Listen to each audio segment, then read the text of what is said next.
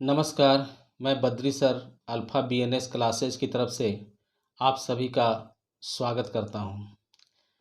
नेस परीक्षा यानी राष्ट्रीय उपलब्धि सर्वेक्षण परीक्षा की तैयारी के तहत आज मैं क्लास 10 के हिंदी विषय के अभ्यास पत्रक की चर्चा करूंगा। मेरा आज का यह वीडियो मैट्रिक के विद्यार्थियों के साथ साथ सभी प्रतियोगी परीक्षाओं के लिए काफ़ी लाभदायक होगी। साथ ही यह टेट तथा सी टेट के अभ्यर्थियों के लिए भी लाभप्रद सिद्ध होगी। तो आइए अभ्यास पत्रक की तरफ चलते हैं।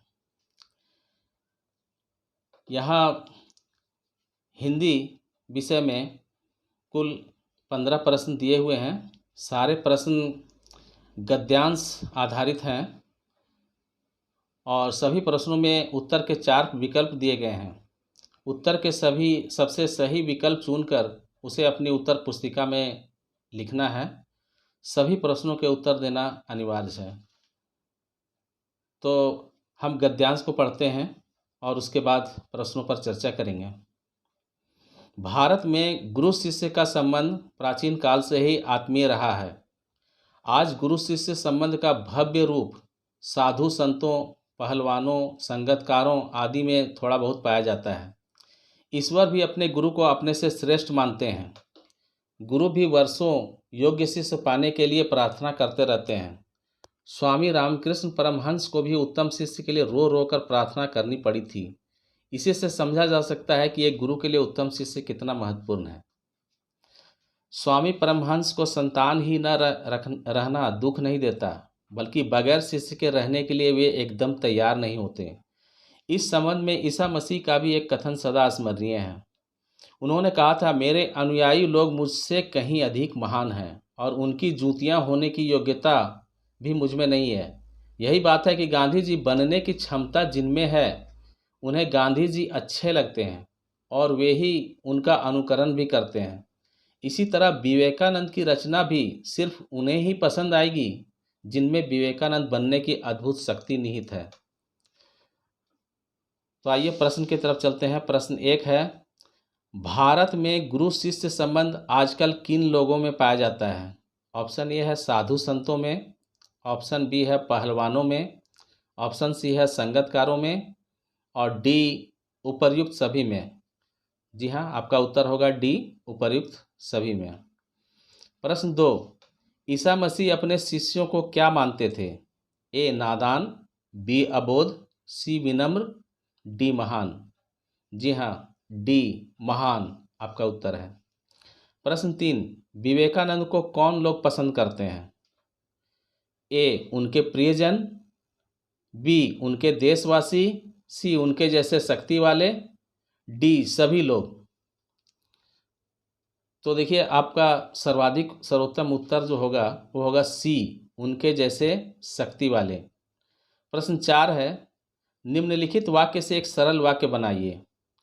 गांधी जी बनने की क्षमता जिनमें है उन्हें गांधी जी अच्छे लगते हैं। इसे सरल वाक्य बनाना है। ऑप्शन ए है, जिनमें गांधी बनने की क्षमता है उन्हें गांधी जी अच्छे लगते हैं। बी, गांधी जी बनने की क्षमता वाले लोगों को गांधी जी अच्छे लगते हैं। सी, गांधी जी की क्षमता रखने वाले लोगों को गांधी जी अच्छे लगते हैं। डी, गांधी जी बनने की क्षमता रख कर ही लोगों को गांधी जी अच्छे लगते हैं। मेरे विचार से उत्तर डी होना चाहिए। देखिए, सरल वाक्य में एक उद्देश्य होता है और एक विधेय होता है। इसका एक उदाहरण देते हैं। सूरज उगते ही अंधेरा भाग जाता है। चलिए आगे बढ़ते हैं। प्रश्न 5, इस गद्यांश का उपर्युक्त शीर्षक चुनिए। ए शिष्यों की महिमा, बी योग्य शिक्षक, सी गुरु की चाह, डी गुरु शिष्य संबंध। आपका उत्तर डी होना चाहिए, गुरु शिष्य संबंध। आइए हम अब अगले पद्यांश की तरफ चलते हैं, जिसको पढ़कर हम आगे प्रश्न का उत्तर देंगे। गति परबल पैरों में भरी, फिर क्यों रहूं दर दर खड़ा, जब आज मेरे सामने है रास्ता इतना पड़ा। जब तक मंजिल पा ना सकूं तब तक मुझे ना विराम है, चलना हमारा काम है, राही हमारा नाम है। इस विशद विश्व प्रवाह में किसको नहीं बहना पड़ा, सुख दुख हमारी ही तरह किसको नहीं सहना पड़ा। फिर व्यर्थ क्यों कहता फिरूं, मुझ पर विधाता वाम है, चलना हमारा काम है, राही हमारा नाम है। मैं पूर्णता की खोज में दर दर भटकता ही रहा, पर क्यों निराशा है मुझे, जीवन इसी का नाम है, राही हमारा नाम है, चलना हमारा काम है। तो ये था पद्यांश। अब इससे संबंधित प्रश्न आते हैं। प्रश्न 6 है, कवि के पास ऐसा क्या है जिससे उसके लिए रास्ते पर आगे बढ़ना आवश्यक हो गया है। ए, उसका लक्ष्य उसे अभी नहीं मिला है। बी, उसके पैरों में प्रबल गति भरी पड़ी है। सी, वह विश्व प्रवाह में बह रहा है। डी, उसका नाम राही है, अतः उसे चलना ही है। तो मेरे विचार से इसका सबसे सही उत्तर होना चाहिए कि उसका लक्ष्य अभी उसे नहीं मिला है।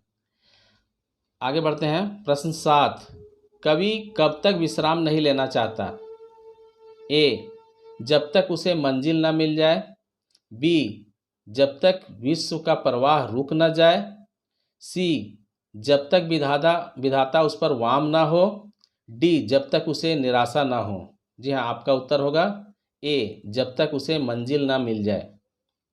प्रश्न 8, मुझ पर विधाता वाम है, कवि को ऐसा कहना व्यर्थ क्यों लगता है। ऑप्शन ए है, विधाता सभी पर वाम रहता है। बी, कोई भी मंजिल प्राप्त नहीं कर पाता। सी, उसके पैरों में गति है। डी, सभी को सुख दुख सहन करना पड़ता है। जी हाँ, आपका उत्तर होगा सभी को सुख दुख सहन करना पड़ता है, यानी ऑप्शन डी। प्रश्न 9 है, कवि क्या पाने के लिए भटक रहा है। ए, सुख। बी, विश्व प्रवाह। सी, पूर्णता। डी, गति। जी हाँ, आपका उत्तर होगा सी, पूर्णता। प्रश्न 10, विराम से तात्पर्य है। ए, रुकना। बी, शांति। सी, आराम। डी, निराशा। जी हाँ, आपका उत्तर होगा विराम का अर्थ होता है रुकना, यानी ऑप्शन ए। अब नीचे दिए गए विज्ञापन को ध्यानपूर्वक पढ़कर संबंधित प्रश्नों के उत्तर दीजिए। देखिए, बहुत ही रोचक चीज़ आया हुआ है आपके सामने। यह है, कोविड-19 के प्रसार को रोकना, सभी सुरक्षा एवं स्वच्छता सुनिश्चित करने वाले निर्धारित दिशा निर्देशों का पालन करें। कोविड-19 टीकाकरण के दिशा निर्देश बहुत छोटे अक्षरों में दिए गए हैं। इसे मैं थोड़ा सा बड़ा करता हूँ जूम करके। चलिए मैं पढ़ देता हूँ साफ करके। पहला कहता है, आपकी पात्रता की जांच करें, अपनी पात्रता की जांच करें और उसके बाद नज़दीकी टीकाकरण केंद्र में पहले से ही अपने टीकाकरण की तिथि एवं समय निर्धारित करें। दूसरा नंबर में है, टीकाकरण के लिए जाते समय अपना पहचान पत्र साथ में रखें। तीसरा कहता है, निर्धारित तिथि और समय पर टीकाकरण केंद्र पर पहुँचें। अगला है, टीका लगने के बाद टीकाकरण केंद्र पर 30 मिनट तक रुकें। उसके बाद है, साइड इफ़ेक्ट होने की स्थिति में घबराएं नहीं। यदि 30 मिनट के अंदर किसी भी साइड इफ़ेक्ट का अनुभव हो तो टीकाकरण केंद्र को सूचित करें। इसके बाद क्या करना है, टीकाकरण केंद्र से निकलने के बाद किसी भी साइड इफ़ेक्ट के बारे में अगर आपको पता चलता है तो हेल्पलाइन नंबर 1075 1075 टोल फ्री पर सूचित करें। इसके बाद है, सोशल डिस्टेंसिंग रखने एवं मास्क पहनने के प्रति सावधानी बनाए रखें। तो ये थे दिशा निर्देश कोविड पर। अब आइए इससे संबंधित प्रश्न की तरफ हम चलते हैं। प्रश्न 11 है, इस विज्ञापन का मुख्य उद्देश्य क्या है। ए, अस्पताल के बारे में बताना। बी, बच्चों को टीकाकरण के बारे में समझाना। सी, सफाई के लिए प्रेरित करना। डी, कोविड टीकाकरण के दिशा निर्देश समझाना। जी हाँ, आपका उत्तर होगा डी, कोविड टीकाकरण के दिशा निर्देश समझाना।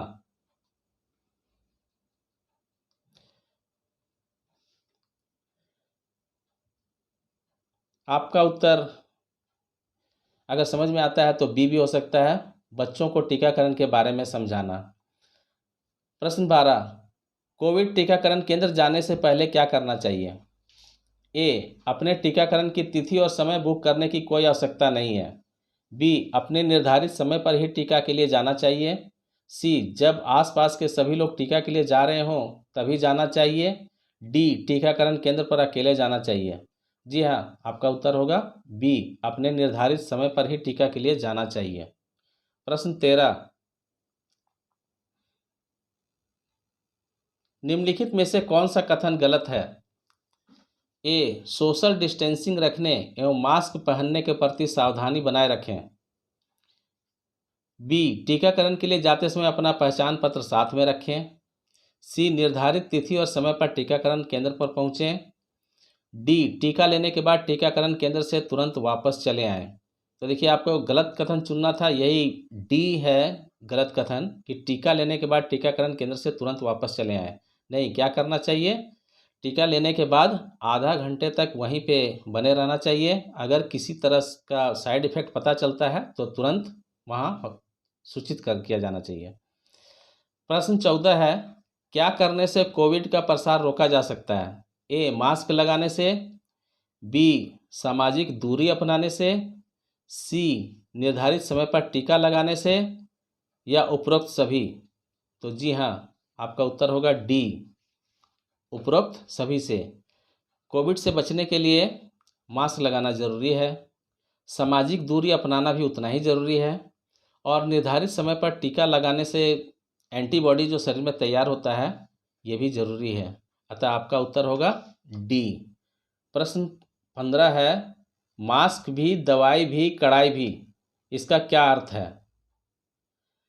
ए, मास्क लगाने वाले को टीके की ज़रूरत नहीं पड़ती। बी, टीका लगवाने वाले को मास्क पहनना ज़रूरी नहीं होता। सी, अगर आपने टीका लगवाया है और मास्क भी पहना है तो आपको सामाजिक दूरी रखने की आवश्यकता नहीं है। डी, टीका लेने के बाद भी मास्क लगाने एवं सामाजिक दूरी बनाए रखने की आवश्यकता है। तो जी हाँ, आपका उत्तर होगा डी, टीका लेने के बाद भी मास्क लगाने एवं सामाजिक दूरी बनाए रखने की आवश्यकता है। तो ये था आज का टॉपिक। यह वीडियो आपको कैसा लगा? अगर पसंद आया तो इस वीडियो को लाइक एवं शेयर करें तथा कुछ सुझाव हो तो कमेंट करें तथा मेरे इस चैनल को सब्सक्राइब ज़रूर कर लें ताकि मैं आपके साथ हमेशा जुड़ा रहूं और आपके लिए नए नए तरह के वीडियो जानकारी वाले लाने का प्रयास करूं। तो मेरे साथ बने रहने के लिए बहुत बहुत धन्यवाद।